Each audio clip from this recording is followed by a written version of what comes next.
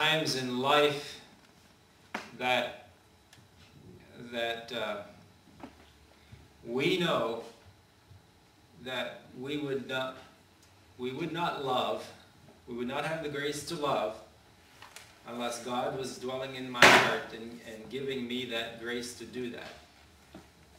Is that? Well, maybe it's a difficult question. I have easiest one. You said that Father sent His Son as a like for all humankind to bear their sins. Is it? I mean, just answer me fairly. Is it more fair to worship Father than to worship Son? Well, we worship God as one. I don't separate my worship of God, the Father and the Son. I don't. Maybe I do in a sense of thinking of it separate, but He is God. He is God. I worship God the Father. I come to God the Father through the Son. I couldn't come to God the Father unless He had manifested Himself and did His work through the Son. But I worship God. And Jesus Christ, being God, will be worshipped.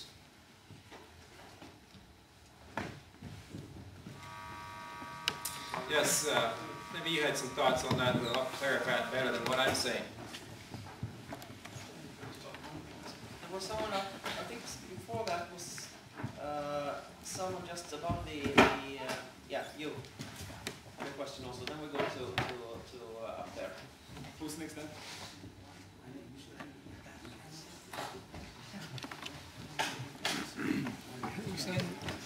We also like to have questions to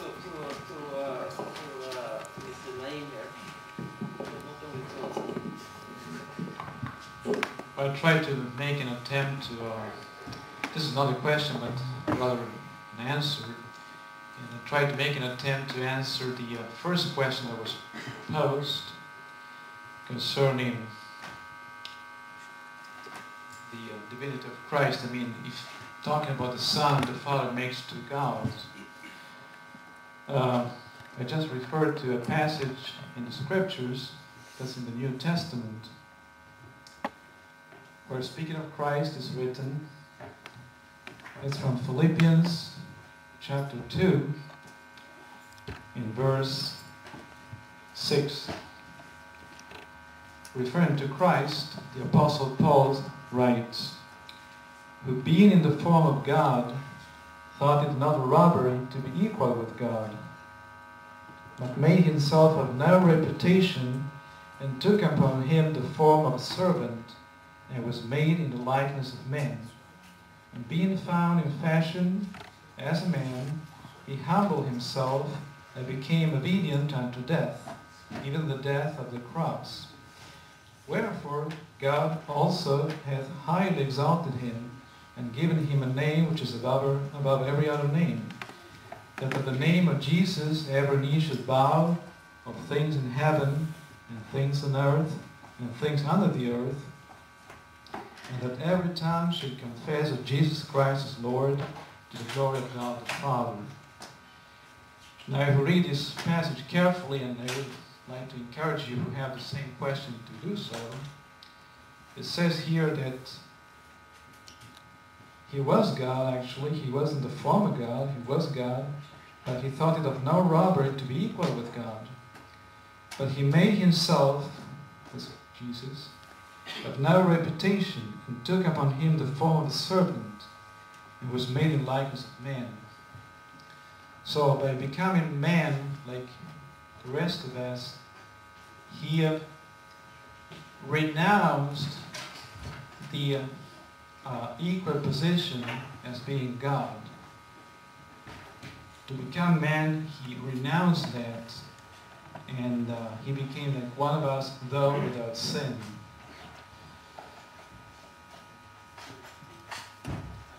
Oh, I was just going to say that we would like to have questions to the yeah, well, that was referring to the first question.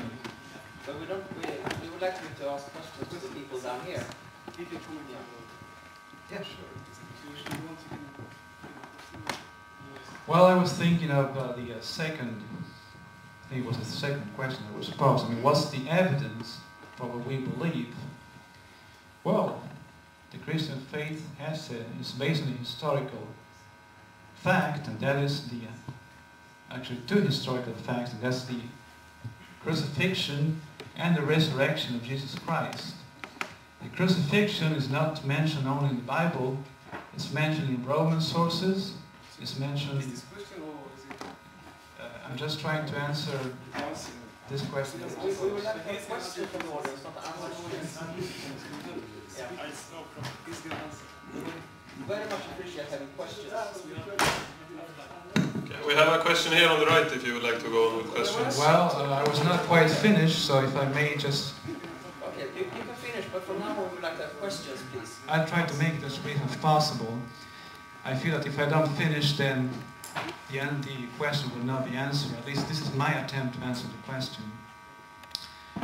And as I was saying, the crucifixion is, there's an evidence for that in Roman sources, in Greek sources, in Jewish sources. We have the testimony of Josephus, who was a Jew, not a Christian.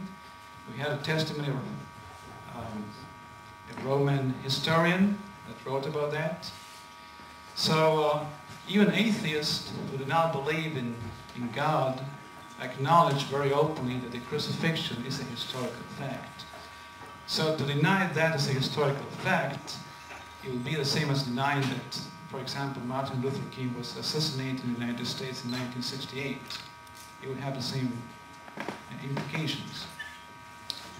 And the other historical fact that our faith is based on is the resurrection, as Brother Paul mentioned in his talk of Jesus Christ. And if we read in the Bible, we'll see that it was not just a few people that saw Jesus resurrected after his death, but the Bible speaks about 500 at one time. And we believe their testimony because a Christian does not lie. As Brother Paul was saying, it's part of the nature of God to be totally trustworthy and truthful. And just a brief comment.